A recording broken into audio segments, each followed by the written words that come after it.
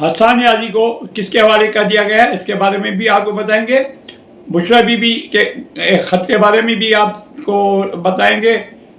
Election 90 दिन में नामुमकिन, इस पर भी बातचीत होगी। और वज़ीर आला सिंध को किस तरह पहले तवज्जो देनी चाहिए, इस पर भी आपसे तबादला ख्याल होगा।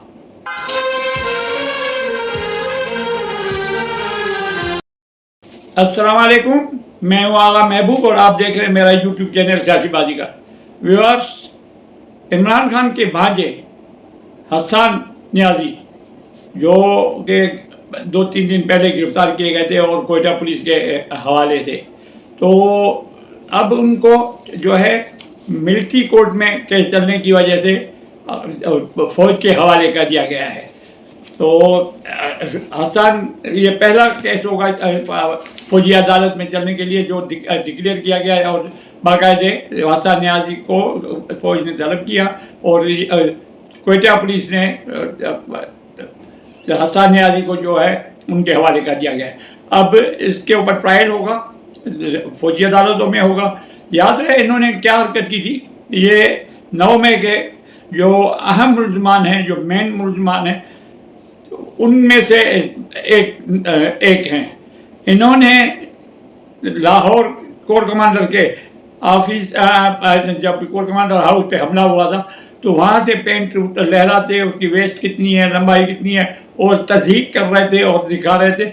और तनसीबात को तोड़ मोड़, ये जो जला वगैरह हो रहा था, शरपसंदी के जो वाक़यात हो रहे थे, उसमें इन्होंने भरपूर किरदार अदा किया था।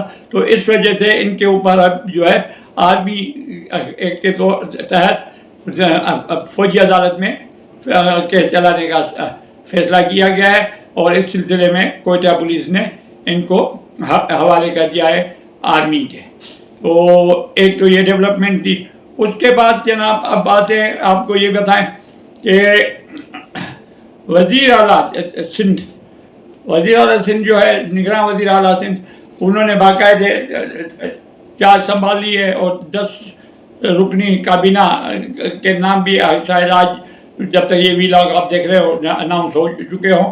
तो सिंध में अभी ये chief justice Sindh high court भी रहे हैं और जस्टिस भी रहे हैं सुप्रीम कोर्ट में। तो कानून के हवाले से और एक यानी गैर मुतनाज़ा शख्स है, तो इनको सबसे पहले कि किस चीज़ पे तवज्जो देनी चाहिए। एहतसाब की बात करें, एहतसाब बेशक करें, जिन लोगों के केसेस है आपके पास, जो भी है वो करते रहे, लेकिन सबसे पहले जो सिंध की आवाम है वो आपकी तवज्जो दिलाना चाहती है। कराची और अंदरून सिंध जो है बिल्कुल अमन अमान की सूरत बिगड़ी हुई है। और क्यों बिगड़ी हुई है? ये इंतज़ामी नाक़िस कारकर्दगी की वजह से बिगड़ी हुई है। सिंध के जो पुलिस डिपार्टमेंट है, राशि और बदयानत अफसरान और सियासी वापसी से ताल्लुक़ रखने वाले वो अपॉइंट किए हुए हैं, वो मुकर्रर किए हुए हैं। कराची में कोई ऐसा दिन नहीं होता कि राह चलते बंदे से, बैंक से कैश निकालने वाले बंदे से मोटरसाइकिल पे 2 बंदे आए, पिस्टल दिखाए आते थे। डेली 3-4 वाक़यात हो रहे हैं, 3-4, और पुलिस नाकाम है, इन वाक़यात को रोकने के लिए नाकाम है। पहले तो यहाँ तक था कि सिर्फ लूट मार हुआ करती थी, उससे लोग अजाब कर रहे थे, लेकिन अब ख़वातीन इनके शर से नहीं बच रही हैं। ये क्राइम करने वाले मोटरसाइकिल पे हेलमेट पहने हुए होते हैं, मुंह पे वो मास्क लगाया हुआ होता है, कोई उनको पूछने वाला नहीं, पुलिस की हिम्मत नहीं कि उनको रोके या रास्ते में तलाशी रख के उनके पास असला है नहीं है। वो चलती औरतों के साथ बदतमीजी, हरासा, जिस्मानी तौर पे हरासा भी करते हैं, उनकी वीडियोस भी आ चुकी हैं। उसके अलावा चलती हुई ख़वातीन से पिस्टल लेकर के मोबाइल भी छीनना और हाथ से पर्स भी छीन के चले जाते। डेली के वाक़यात है कराची में कम से कम ये 15 से 20 वाक़यात डेली हो रहे हैं। कुछ रिपोर्ट होते हैं, कुछ नहीं होते हैं। और पुलिस जो आते हैं FIR करवाने, उनको कहते हैं भाई अब बंदे तो मिलेंगे नहीं, NC आपकी काट देते हैं, आप एक दरख्वास्त देते हैं, वो कोट ही नहीं करते, वो दिखाते नहीं, क्योंकि उनकी अपनी कारकर्दगी इससे मुतासिर होती है कि वो अगर बताएंगे कि उनके इलाके में ये वाक़यात पेश आए। तो डेली के तौर पर वज़ीर आला जो है, निगरान वज़ीर आला साहब से गुजारिश है कि इन जगहों पे جو ہے ایماندار پولیس ایس ایچ او وغیرہ ہو گئے، ایس پی ہو گئے، اے ایس پی، ووٹ مقرر کیے جائیں حساس علاقوں میں جہاں کی چوری کی وارداتیں زیادہ ہو رہی ہیں. کراچی میں کورنگی ہو گئی، شیرپا چوک ہو گیا، گلستان گلشن اقبال ہو گیا، ہر جگہ پہ گلستان جوہر پہ 3-4 واقعات ہوئے 2 دن میں. اور خواتین، چلتی ہوئی خواتین کو ایک تصویر تو دیکھ کے رونگٹے کھڑے ہو گئے. ایک اتنی بڑی داڑھی برقعے میں خاتون جا رہی ہے، ان کو ایک بد اخلاقی اور بد تہذیب کی حرکت کر کے چلے جاتے. تو یہ روکنا کس کی ذمہ داری ہے؟ پولیس کی. اور پولیس تب روکے گی جب ان کے جو ہیں ان کو خوف ہوگا اپنی نوکری جانے کا کہ اگر واقعہ ہوا تو مجھے. لیکن وہ کوئی پیپلز پارٹی کا لگا ہوا ہے، کوئی اس کے کسی اور جماعت کا ایسے جو لگا ہوا ہے، ان کو پرواہ نہیں ہے کہ کچھ بھی ہو گیا ہم کیا کریں گے، ہم کہیں گے ہمارے پاس پولیس کی نفری ہے ہی نہیں.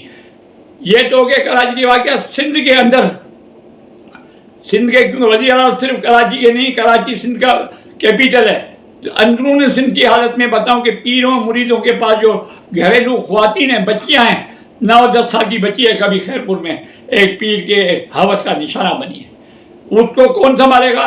جو S H O S P تحقیقات کر رہے ہیں وہ کسی نہ کسی سیاسی پارٹی سے تعلق رکھتے ہیں. وہ معاملہ کیا کریں گے؟ وہ جس نے یہ کیا ہے گدی نشین پیر ہے، جو وہ اثر رسوخ والا بندہ ہے، اس کو وہ بال بھی کا نہیں کر سکیں گے. تو وہ آرام سے بچ جائے گا. اور اس کی موت کو جو ہے ابھی کل قبر کشائی ہو رہی ہے اور اس کو رنگ دے کے کچھ نہ کچھ ایسے ان ملزمان کو بھی چھوڑ دیا جائے گا. تو یہ وزیر اعلیٰ صاحب کے بارے میں یہ ہے کہ سندھ کے وزیر اعلیٰ چیف جسٹس، سابق چیف جسٹس، ان سے گزارش ہے کہ پورے سندھ میں امن امان کے اوپر آپ توجہ دیں. باقی انتظامی کام جو ہے وہ ہوتے رہیں گے، آپ کے باقی 10 وزراء ہیں تو وہ کرتے رہیں گے. تو یہ مہربانی کر کے آپ جو ہے اس پہ توجہ دیں. اندرون سندھ اور کراچی، ان میں اسٹریٹ کرائم کو کنٹرول کرنے کے لیے مہربانی کر کے کوئی ٹھوس لائحہ عمل تیار کریں اور ان سے پبلک کی جان چھڑا لیں. پبلک پریشان ہے، مہنگائی میں پریشان ہے، اور پھر بینک سے اگر 10-20 ہزار روپے یا 50 ہزار روپے نکالتے ہیں گھر سے، گھر تک پہنچنے سے پہلے لٹ جاتے ہیں. پوری جو محنت کے پیسے ہیں وہ. تو میں امید کرتا ہوں کہ یہ چیف جسٹس صاحب یہ جو وزیر اعلیٰ صاحب ہے، نگراں وزیر اعلیٰ صاحب، اس معاملے میں ضرور اپنا اثر رسوخ استعمال کریں گے. اس کے بعد آتے ہیں جناب الیکشن کمیشن کے بارے میں. الیکشن کمیشن نے واضح طور پہ کہہ دیا آج کہ 90 دن میں الیکشن کرانا ناممکن ہے ہمارے لیے. اچھا، ایک طرف سے انہوں نے یہ بیان دیا، فوری طور پہ پاکستان پیپل پارٹی کا رد عمل آیا کہ ہم اس فیصلے کو رد کرتے ہیں. اب وہ جو جواز بنا رہے ہیں، نہ کرنے کے وجوہات بتا رہے ہیں، وہ بالکل ٹھوس. الیکشن کمیشن جو ہے بالکل صحیح بتا رہے ہیں کہ بھائی نئی مردم شماری جو ہوئی ہے اس کے مطابق ابھی ہمیں حلقہ بندیاں کرنی ہے کہ کتنے شہر میں کتنے حد بندیاں جو ہیں پاپولیشن بڑھنے کی وجہ سے سیٹیں بڑھ جائیں گی، کچھ علاقوں میں ایریاز جو ہیں ایک دوسرے میں مرج ہو جائیں گے. تو اس کے لیے انہوں نے کہا 4 مہینے ہمیں درکار ہے. الیکشن پہلے بھی تو آپ لوگ پنجاب والے سپریم کورٹ کے حکم کے باوجود 90 دن میں الیکشن نہیں ہوئی. تو اب یہ کیا مذائقہ کہ ہم 4 مہینے کے لیے کہہ رہے ہیں اور آپ لوگ اعتراض کریں. تو یہ کہہ رہے ہیں کہ یہ حد بندیاں جو ہیں اس میں ہمیں 4 مہینے کا وقت درکار ہے. تو 4 مہینے کے بعد اس کے دسمبر تک یہ حد بندیاں ہو جائیں گی. یعنی ان کا ارادہ ہے کہ فروری تک یا جنوری کی اینڈ تک ہم الیکشن کروا دیں گے. تو اب پیپلز پارٹی نے اس کے اوپر یہ کہا ہے کہ رد. اب مسئلہ یہ کہ ان کے الیکشن کے اوپر کوئی بھی بندہ، کوئی بھی پیپلز پارٹی کا شخص، کوئی بھی مسلم لیگ نون تو چاہے گی کہ لیٹ ہو. کیوں کہ جتنا لیٹ ہوں گے نواز شریف آئیں گے، ان کو وقت مل جائے گا اپنی پارٹی کو نئے سرے سے ایک جگہ پہ جمع کرنے کے لیے.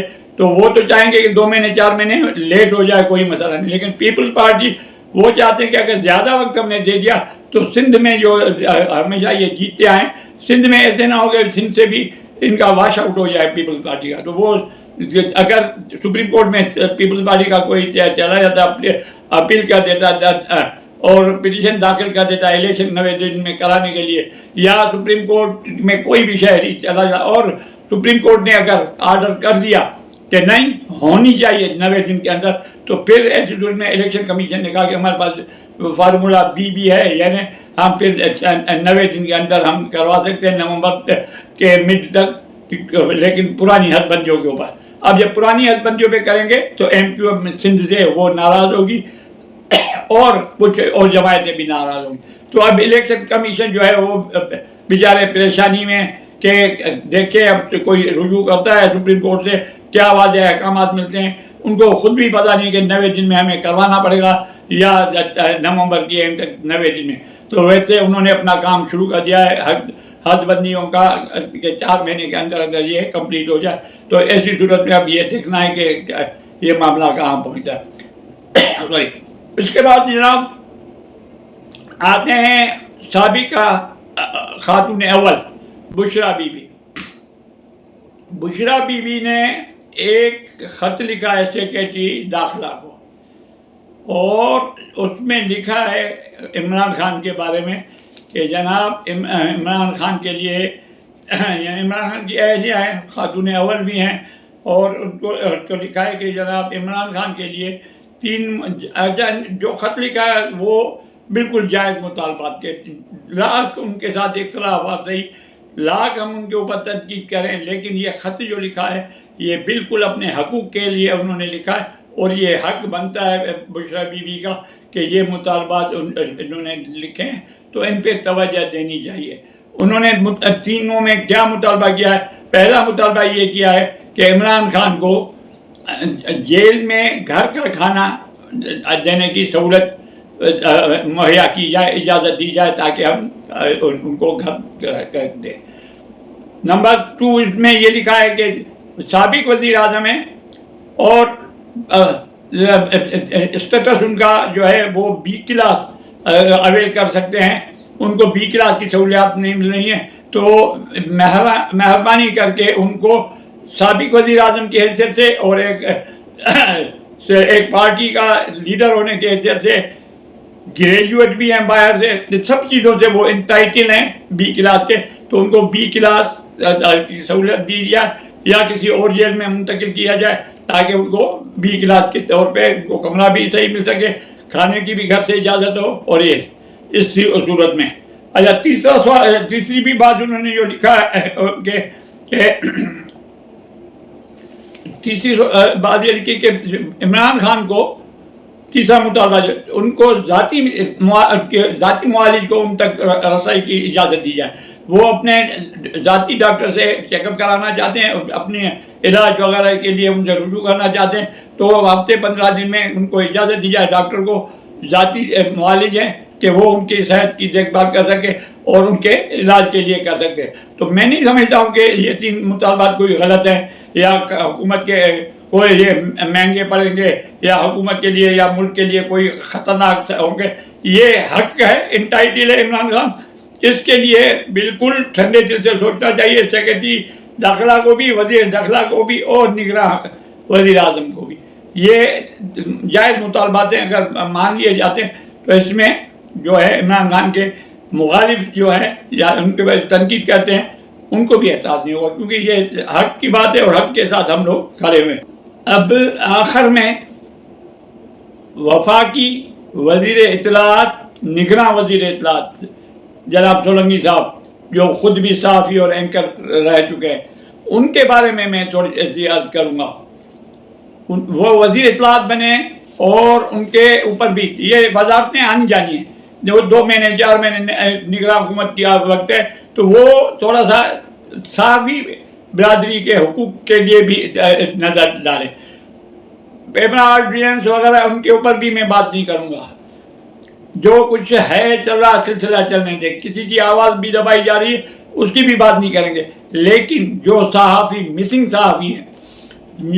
صحافی ہیں ان کے بارے میں تھوڑا سا وزیر اطلاعات کے اوپر ذمہ داری بنتی ہے کہ اس کے لیے تھوڑی آواز اٹھائیں، آواز نہ اٹھائیں بلکہ وہ اپنے اثر رسوخ کو استعمال کریں۔ اور مسنگ مثال کے طور پہ میں آپ کو عمران ریاض کا نام دیتا ہوں، اور بھی ہیں مثالیں، لیکن عمران ریاض کئی مہینوں سے جو ہے ان کو وہ اٹھا دیے گئے، گھر سے غائب کر دیے گئے، نہ پولیس ایکسیپٹ کرتی ہے، نہ ادارے قبول کرتے کہ ہم لے کے گئے، تو ان کو کیا زمین کھا گئی یا آسمان زمین میں چلے گئے یا آسمان کھا گیا؟ یہ آپ کو کھوج کرنا ہے سولنگی صاحب۔ وہ صاف ہی ہیں، کسی کے بیٹے ہیں، کسی کے باپ ہیں، کسی کے شوہر ہیں، کوئی بھی پاکستانی ہے، پاکستانی ہیں، ان کے ساتھ لاکھ اختلافات ہیں۔ انہوں نے پاکستان کے لیے غلط بھی لکھا ہوگا، آرمی کے لیے بھی وہ زیادہ کچھ انہوں نے غلط لکھا ہوگا، لیکن اس کا یہ مطلب نہیں کہ اس کو سرے سے غائب کر دیں۔